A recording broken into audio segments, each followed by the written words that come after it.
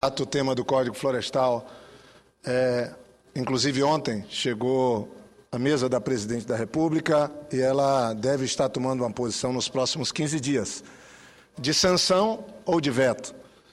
E como a opinião pública, como muitas pessoas que pensam e querem o bem dos produtores, querem o bem do Brasil que produz e que deve seguir aumentando sua produção e produtividade, como pensam aqueles que defendem o meio ambiente, estamos todos na expectativa de que a Presidenta possa vetar a proposta final da Câmara, usar do Senado, que é uma proposta que foi construída suprapartidariamente, a partir de um consenso construído com muita dificuldade, com muito trabalho aqui, inclusive tendo a interlocução dos deputados federais e que, lamentavelmente, sofreu profundas alterações e que agora, penso, não resta outra alternativa a não ser o veto presidencial, mas para que não fiquemos um país que tem uma responsabilidade enorme de seguir aumentando a produção de alimentos para nós e para o mundo, não deixemos os agricultores, como bem Vossa Excelência tem defendido, numa situação de insegurança jurídica. Nós certamente temos a expectativa de que o veto, a posição da Presidência, virá acompanhado de um instrumento que possa dar segurança jurídica, primeiro para a sociedade entender que o Brasil vai seguir sendo uma referência do ponto de vista da legislação, do cuidado ambiental, da proteção das florestas, das águas. E segundo, com igual importância que os produtores e os agricultores possam também, no nosso país, seguir sua vida. O Brasil é um país que tem origem no campo, na produção agrícola, todas as nossas familiares, quando nós vamos numa família na terceira geração, já nos encontramos com a atividade rural. É essa a expectativa. Mas eu venho à tribuna, senhor presidente dessa casa, nessa tarde, como bem disse o senador Requião, estranhamente com o plenário vazio, por conta, é isso que acontece em decorrência de termos aí a Comissão de Ética funcionando e, ao mesmo tempo, nesse horário, a CPMI, que trata de um tema da maior importância, de interesse nacional, que é de desmontar quadrilhas, desmontar o crime organizado e fazer um duro e firme combate a partir da ação do próprio Congresso ao crime organizado, à corrupção. Mas eu venho a essa tribuna, senhor presidente, para, mais uma vez, me referir à audiência que tivemos ontem na Comissão de Meio Ambiente do Senado Federal. Os que estão me acompanhando pela TV Senado, pela Rádio Senado, devem ter, de alguma maneira, ou podem ter tomado conhecimento de um importante encontro que tivemos aqui, discutindo a Carta da Terra, discutindo a sustentabilidade no planeta, discutindo não só a sustentabilidade econômica, mas discutindo a sustentabilidade de uma civilização, discutindo a sustentabilidade do planeta. E eu tenho procurado, participei inclusive essa semana no estado do Acre, a convite do Conselho Nacional de Seringueiro, da CONTAG, da Federação da Agricultura Local, do Comitê Chico Mendes, do Partido dos Trabalhadores, de um debate muito interessante sobre desenvolvimento sustentável, sobre a sustentabilidade no século XXI. E eu falava que, como repeti ontem aqui na audiência no plenário, no Senado, eu falava que, lamentavelmente, uma constatação que dá para fazer com um breve olhar sobre o nosso mundo, sobre o consumo e a produção no mundo, é que o mundo, do ponto de vista da sustentabilidade, ainda está no século passado. O mundo carece de uma atitude para que possamos demonstrar com essa atitude que estamos dispostos a cuidar melhor do planeta que ocupamos.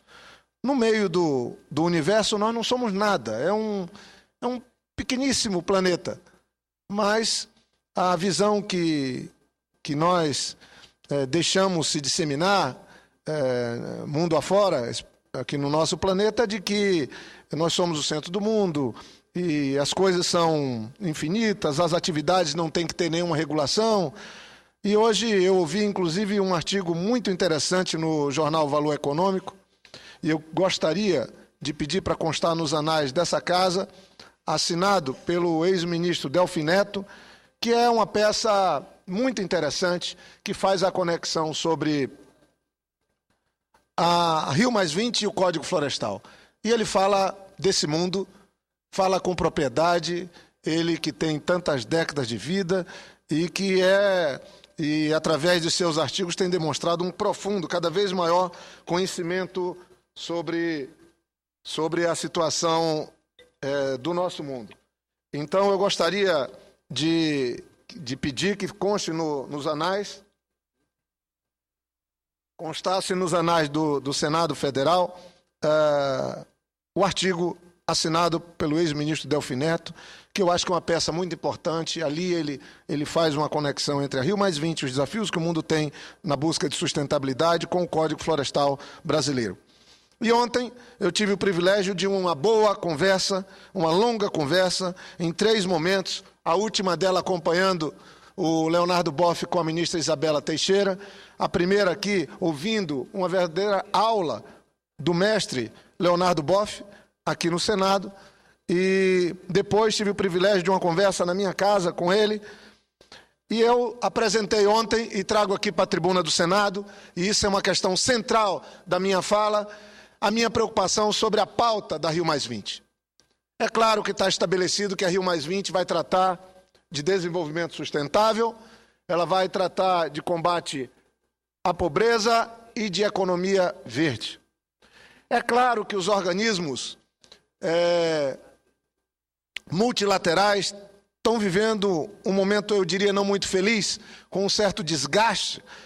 por falta de decisões, por falta de consenso, principalmente no que diz respeito a temas que atendem os interesses comuns de toda a população do planeta. O nosso planeta completou 7 bilhões de habitantes. O nosso mundo hoje presencia uma crise profunda no sistema financeiro americano, a base do capitalismo. Agora, essa crise se transfere para a Europa e a saída tem sido a pior possível. Desemprego, menor salário, diminuição de consumo pura e simplesmente, em vez de se buscar fazer um mundo melhor para todos. O remédio está virando veneno. E eu apresentei ontem na Comissão de Meio Ambiente e queria apresentar aqui da tribuna do Senado, esse é o ponto principal, é que eu acho que o Brasil é um dos poucos países, já que os países dos BRICS deverão cumprir um papel especial, deverão ser sujeitos da Rio+20, já que os países tidos como desenvolvidos estão tendo que resolver seus problemas, e inclusive, de alguma maneira, sinalizam que não estarão presentes na Rio+20, diminuindo aparentemente a importância política, mas quem sabe aí tem-se uma oportunidade para que aqueles que podem começar uma fase nova no planeta possam ser os verdadeiros protagonistas da Rio+20. Mas a minha proposta, e a proposta que trago aqui ao Senado, é que acho que a Rio+20 já seria uma grande conferência, já seria usada e um grande sucesso se nela discutíssemos o sucessor do PIB. Enquanto o mundo tiver como guia essas 3 letrinhas, Produto Interno Bruto, o PIB, acho que nós vamos estar ainda no século passado, com atividades insustentáveis, econômicas insustentáveis e também com consumo insustentável. Teve no Brasil recentemente uma figura muito interessante, um Nobel de Economia, o doutor Amartya Sen. Ele tem 78 anos, é Nobel de Economia de 1998, indiano. Ele foi o criador do IDH, Índice de Desenvolvimento Humano. Ele já questionava o PIB. E ele hoje questiona inclusive o IDH, de que nós temos que adotar um mecanismo novo que possa referenciar todos os países, porque não tem sentido, em 2012, o mundo seguir ainda pura e exclusivamente pela economia. A renda de um país, ou de uma família, ou de uma pessoa, não diz muito. Ela pode até dizer, inclusive, de exclusão, ela pode falar de destruição ambiental. E eu, conversando com Leonardo Boff, ele falava que um dos Um dos sucessores do PIB poderia ser, por exemplo, o IBV, Índice do Bem Viver. Índice do Bem Viver. É claro que nós temos que abrir esse debate, mas acho que se a presidente Dilma chegar na Rio+20 e pôr um novo desafio para o mundo, ela que representa um povo e um país que hoje cresce economicamente com inclusão social, e apresentasse o desafio da Rio+20 de encontrar um novo indicador que incorpore não só a variável econômica, mas que possa incorporar o social e o ambiental, nós, quem sabe, já teríamos garantido um bom resultado para a Rio+20. Devo dizer que o PIB foi criado na década de 30 do século passado, por um russo naturalizado americano, Simon Kuznets. Ele ganhou o Nobel de Economia em 71, mas ele criou o PIB em 1930. E quando ele criou essas 3 letrinhas mágicas, ele mesmo já foi um crítico de que a riqueza de uma nação dificilmente pode ser um adequado